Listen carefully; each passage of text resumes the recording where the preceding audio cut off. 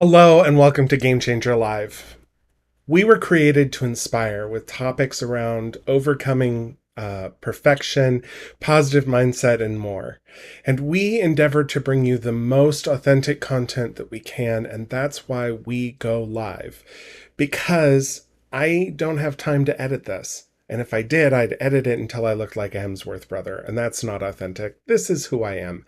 This is who I want you to see. This is who I want you to connect with. So that if you do connect with me for anything else, this is the person that you see. We go live every Wednesday at 3:30 p.m. Pacific Standard Time, and we bring on occasional guests about twice a month. And our motto for this channel is Together We Inspire.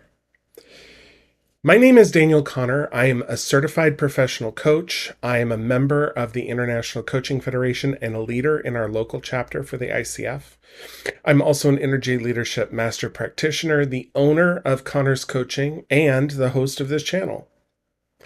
And perfection sucks the life out of us. We hold ourselves back and we pretend to be who we're not because we want to control how someone else thinks of us or how someone else feels about us. We want to control our future. We want to control the outcomes. But all we're doing is actually preventing ourselves from being successful when we do this. Well, my clients learn to overcome perfection. Instead of holding themselves back from the success that they deserve, they embrace it. They become productive and produce amazing results. Rather than spending all of their energy pretending to be people that they're not, just to try to connect with people that were never meant to be in their lives. They define who they want to be so that they can authentically attract the people who were meant to be in their life. And so that they can wake up feeling satisfied each and every day with who they see reflected in their bathroom mirror. I was working with a client recently, and it brought me to the topic for today's episode. I kept hearing things. It was a very positive meeting. She was talking about her successes, and she had just come back from a pretty long vacation. She's feeling pretty good about herself, but she kept saying things like, I wish I had worked harder last week than I did. And I really need to work harder this next week.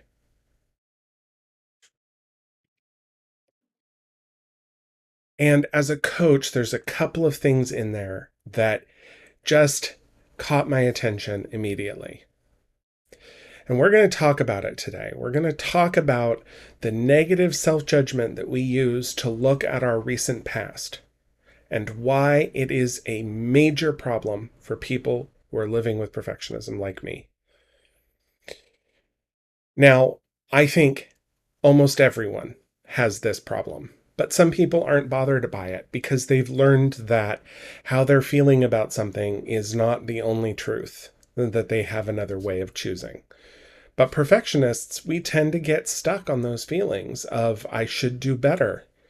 I need to work harder. And so there are two reasons why this judgment popped out to me. First of all, it's subjective, not objective. My client wasn't looking at her past week and thinking, I need to work harder than I did because I only did 10 of the 20 hours I expected to work on this project that she was talking about. She was saying, I generally feel right now like I let myself down.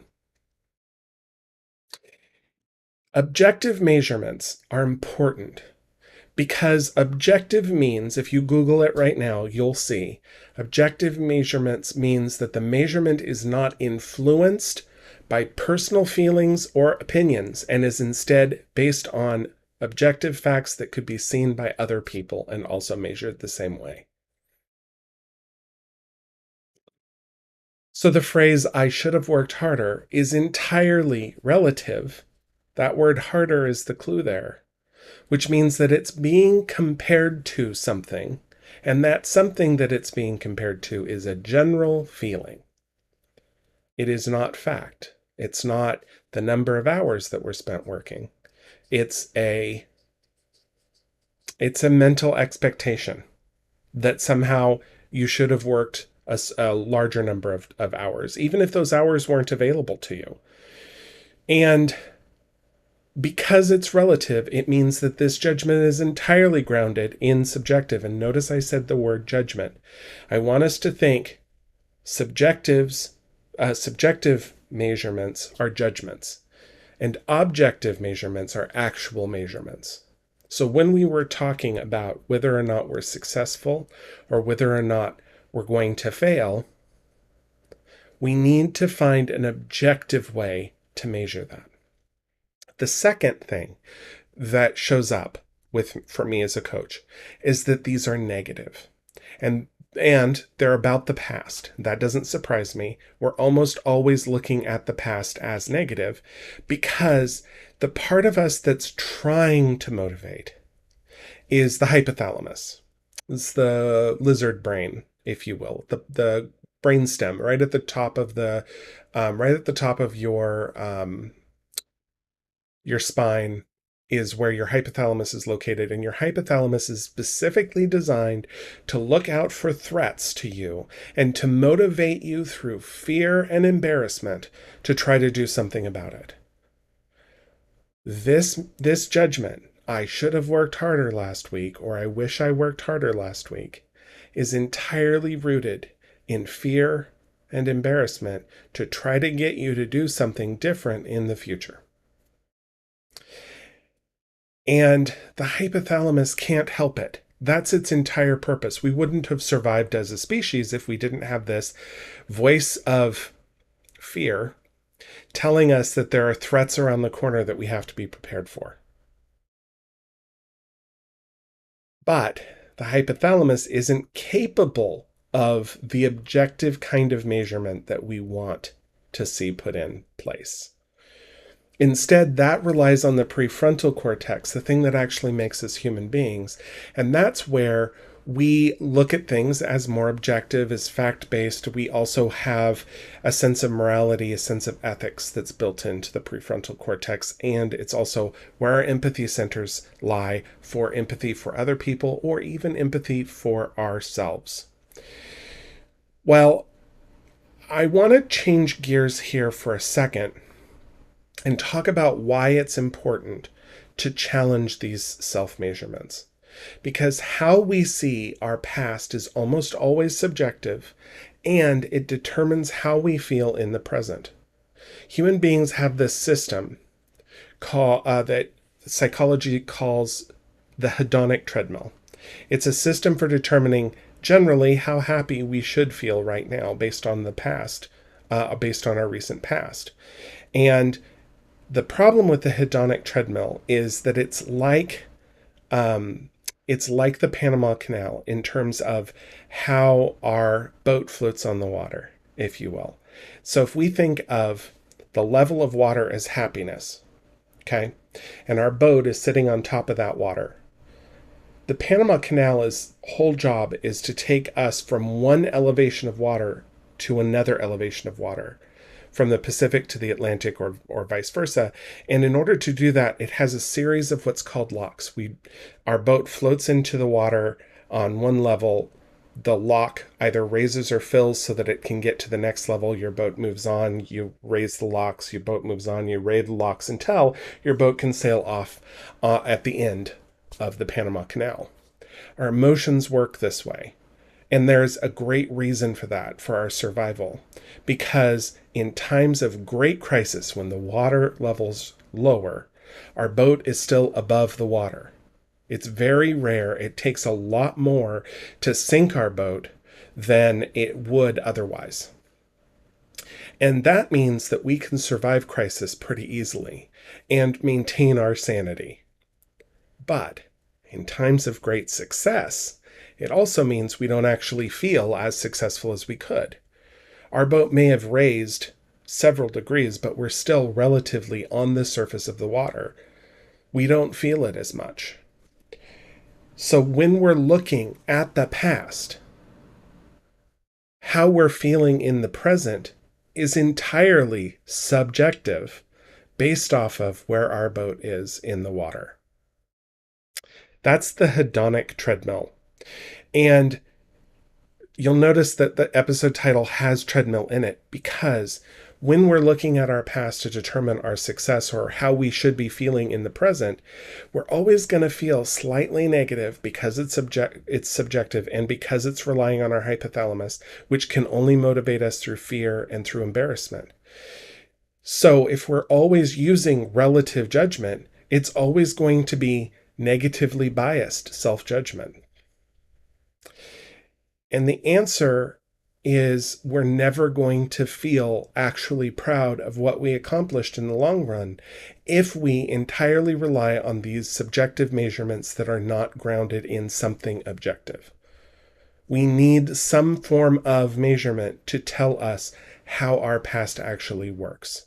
Some kind of ruler that if we held it up today, it would show us how deep the water is, to tell us how happy we could be. Long story short, we are fully capable of stepping outside of our emotions, and instead of reacting to how we feel about something, we can use our logic and we can use a grounded approach to anything that we want to accomplish. We do not have to listen to our negative biases, even if we know on a neurological level that we can train those biases away. Let me rephrase that. We already know on a neurological basis, neuroscientists have proven that we can change how those negative biases affect us overall. We'll never actually change them from being negative biases because that's the whole job of the hypothalamus, but we can reduce the impact that they have on our lives through things like gratitude, through journaling, through things like this. And mindset coaches like me are all about helping people overcome those negative biases. So what I want to do now is I want to transition to actually creating a system that you can use to help you objectively measure your recent past that doesn't rely on negative bias. And I'm going to tell you, it relies on journalism. I said journalism. I meant journaling. Sorry, that's live and authentic. I make mistakes. When I say journaling, I'm not talking about a 50-minute dear diary every single day, but there are some steps that you'll have to logically put into place in order to make this work. And for 60 days, if you did this for 60 days, you will see remarkable changes if you do it regularly, especially with regards to how you feel about yourself, how you feel about the boat on the water. And you'll also see that it becomes easier and easier and easier to do it until you don't actually have to sit down and journal every single time. But during that first 60 days, the journaling is a useful tool to help cement some of these mindset practices, if you will. And it's actually very, very easy to replace these negative self-judgments of the past with objective measurements of your day. So here's how it looks. And I'm going to use the example of my client of feeling like I didn't work enough. My client specifically was talking about the number of hours she was working on a specific project that she wanted to complete. She felt like she wanted to spend a lot more time on it than she had spent on this project. And so we're going to be talking about a time measurement here, but this same technique works for anything. And basically what it is we're going to make our own performance evaluation. I am an entrepreneur. I don't have a boss to do a performance evaluation of me. I have to come up with my own performance evaluation for myself. And that helps me maintain accountability to my business and accountability to my clients. And it's the same thing for my clients, regardless of whether they're their own boss, whether they have a boss who actually does performance evaluations, or whether they are a business owner like me and the word boss is something that they've left in the past. So we're going to take the same performance evaluation 1 to 5 scoring system to create our own performance review for every day that we work. And it's a 1 through 5 score. You just need to record a 1 to 5. But there's a little trick here. And that is that the day before you give the measurement, you determine what a 1, a 3, and a 5 looks like. So we use the 1 through 5 system. And I want to remind you that in case you're not familiar, I want to explain that in this system, a 5 is an A+. It means that you got the best possible results. And it is possible to get that result. If you're a manager who doesn't give out 5s, shame on you. That is a terrible practice because you're actually harming your employees. And we'll talk a little bit about why that's true after I share this system. But I want you to think a 5 is entirely doable to get to. Okay? But we're going to create what that expectation looks like in advance. So a 5 exceeds your expectations. A 1 means you failed the expectations. And a 3 means you met the expectations. A 4 is slightly better than a 3, somewhere between a 3 and a 5. And a 2 is somewhere between a 1 and a 3. So you're going to give yourself a score out of 1 to 5 each day of how you did on this, whatever it is that you want to measure. You're going to decide the night before what each of those measurements looks like. So here's how it works with my client's example. She wanted to measure the number of hours she was spending on a specific project. And part of the problem with her subjective measurement, her looking backwards, is she assumed that she had 8 hours each day to work on this project. But in hindsight, that really wasn't true. She wasn't giving credit to all of the meetings that she had with individual clients, with taking care of her daughter and making sure that her daughter wasn't endangering herself, because she also cares for a child. So with this measurement system, she needs to account for all of the time that she can't spend as well as the time she can. So a 5 looks like not 8 hours, because that's not reasonable. That's not what reality looks like, but rather the 4 uninterrupted hours that she has on her calendar that she knows that she actually has time to devote specifically to this project. So a 5 is 4 hours. 4, 5, a score of 5 is for 4 hours of work tomorrow, because tomorrow we're looking at our calendar and saying, okay, I can spend 4 hours on that. And I would be pretty happy if I just got at least 2 of those 4 hours done. I know that I'm busy. I know that sometimes crises happen, and I want to be there to be flexible for the things so that there's no fires in my work. But I really would like to see myself do at least 2 hours tomorrow. So a score of a 3 is the 2 hours. And then a 1 is no hours. Not 1 hour, but no hours. There has to be a distance between a 1, a 3, and a 5, so that there's room for a 2 and a 4. A 2 would be 1 hour, a 4 would be 3 hours, a 5 again is 4 hours. Now we have a measurement system that we can apply to tomorrow. And what we're going to do is we're going to write in our journal the day before what a 1 looks like, what a 3 looks like, and what a 5 looks like. And then at the end of the day of the next day, the end of the tomorrow, when tomorrow's actually the present, we're going to go in our journal and we're going to write down what our actual score is. Today, I spent 3 hours on this project, so I get a 4.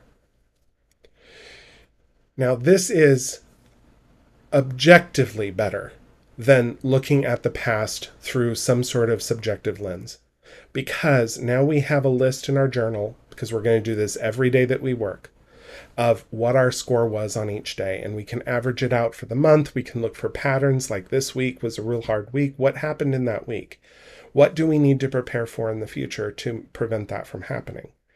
And we have less to beat ourselves up for, unless we're always scoring a 1, in which case we can become curious as to why we got that score in the first place. What is it that I need to do to change this score? It becomes less fear-based and more objective. So Why this works, what the core principle behind this works, comes from my roots in training of how knowledge and skill works. How when we're learning new skills, the hormones of dopamine and cortisol work in our favor to make us better over time. And this is why it's important that a 5 is an actual achievable number, managers. If you are a leader out there and you previously had the philosophy that you don't want to do a 5 because a 5 means that it blew the expectations out of the water, then I want you to consider that you're actively harming the success and ability to replicate success of your employees. Because the way that dopamine and cortisol works is like blazing a trail in a forest. Your brain is the forest, and dopamine and cortisol are there to help you make new neural pathways or destroy existing neural pathways. When you are successful at something, you get a burst of dopamine. Dopamine works in two different ways to help improve success. One, it sends a positive euphoria feeling, emotion in your body for the success that you've achieved. And secondly, it helps solidify any kinds of neural pathways that were created in the process of learning that new skill. So in the case of objectively measuring how much time you're spending in a project, getting a consistent 4 or a 5, even a 3, gives you a little bit of dopamine, means that you're solidifying the neural pathways that make that a replicable behavior. You're improving the ability for yourself to get into flow and to work harder on what it is that you want to work on. But if you release cortisol, it erodes those paths. They're like little pathways in the forest. If you keep walking along the same trail, eventually you're going to wear out the foliage. The foliage is going to part and there's going to be a little trail for you to follow, and it becomes easier to walk down that way. Well, cortisol comes through and it erases all of those trails and it makes it pristine forest again, so that you have to try from scratch all over again. So if you're actively giving your employees scores that are less than a 5, if a 3 is actually a good score for you, you're actually eroding the ability for your employees to remain engaged and productive at your job. I hate to tell you this. Actually, I don't. I kind of am thrilled to tell you this. I have worked for managers who are like that before. Don't be that kind of manager. Don't be that way with yourself. Make sure that you can score a 5 on these scores, because it's so important for your own mental well-being as well as for your productiveness. Remember, this is about making small changes over time rather than radical changes all at once. We're going to take one thing at a time and improve over time, and eventually you will be perfect, because you will be way beyond where you would have been otherwise. Now, this can feel like a lot to implement just off of a YouTube live show. And I want to encourage you to rewatch this episode if you feel like you need to take notes or to get more information. And you can always reach out to me at my website. But I want you to also know that you can count on me as a coach to help you through that process. I offer a free 30-minute consultation for every prospective client of mine. And all you have to do is go to my webpage and book 30 minutes with me on my Book Me page, on my Book Us link. During that time, we're going to determine whether or not coaching is the right modality to help you overcome whatever it is that you want to overcome, or to reach the goals, or whatever those goals are. We also offer a 100% money-back guarantee on all of our services, so that if you were worried that this was going to be a big waste of time, you can rest assured that I will give you your money back if you are not happy with your results. But I'm here to help you. I'm here to help anyone who needs to overcome perfection, especially people who are a little bit older, like 25 to 45, who feel like they've made mistakes in the past and they're afraid to take chances or risks in the future. I'm here to help. And I want to thank you so much for watching the show. If you could just do me a small favor and like this video specifically so that YouTube knows that this is valuable content for other people, and subscribe to the channel for more of this content. You can also share this with someone else in your life who you think would benefit from it. I want you to know that you're not alone, that I've suffered with perfectionism my whole life. I see hundreds of people suffering with perfection all the time. And I think that 80% of the population, at least, has issues around perfection in some area of their life or another. There's nothing embarrassing about being a human being and having flaws, having things that you want to work on. In fact, you should be proud that you want to work on it. So I'll see you next week. We have another guest coming on board. I'm really excited to have her. She's an executive coach, and she's going to be talking about C-suite executives. I'll see you then. And I want to just wish you a very happy Wednesday. See you then. Bye.